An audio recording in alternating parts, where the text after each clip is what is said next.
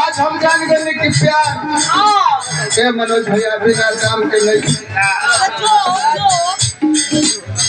जननी आज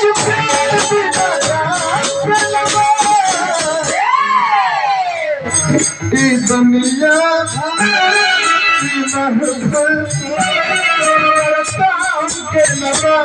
हमारे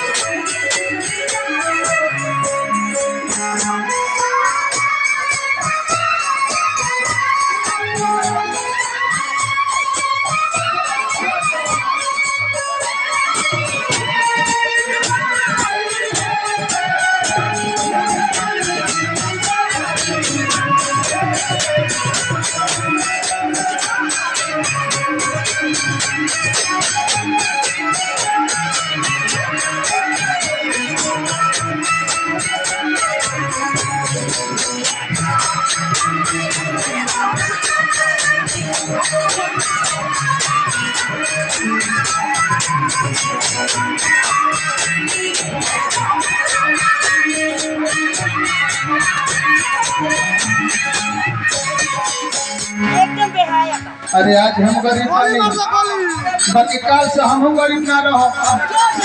हम छोट भाई बने मनोज भैया के, राजकुमार भैया के, सुनील भैया के। और जब पैसा देते सब तब हम गरीब रहो। तेरा मरद अमीर हो के हम दिखाई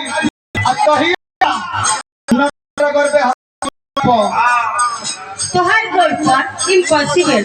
बाप रे बाप, कोई या गरीब होकर कोई तो अमीर होकर बुझाते नहीं कि ये जन्म में तो धनी ना आकर बुझाता कि तारे धनी होके कभी दूसरा जन्म लेवे के पड़ी। भाई देखो खाली तोहर भाई लोग बा, हमर देवर लोग नहीं खे। तो तू चल जेबे त हमर कोनो गम नहीं खे। काहे कि हम सब तेरा नंबर दे देब, एक एक देवर पर है से नंबर दे के जेबे। तेकर माने की बात भैया रौरे भाई से कर बियाह भइल। जीरो बन के खाता है। ठीक बा कोनो बात नहीं करे। एही काहे भाई बोल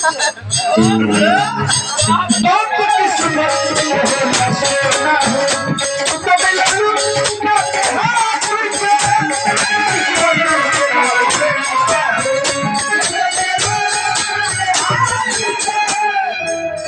खुश रही हो, खुश रखी हो, जीवन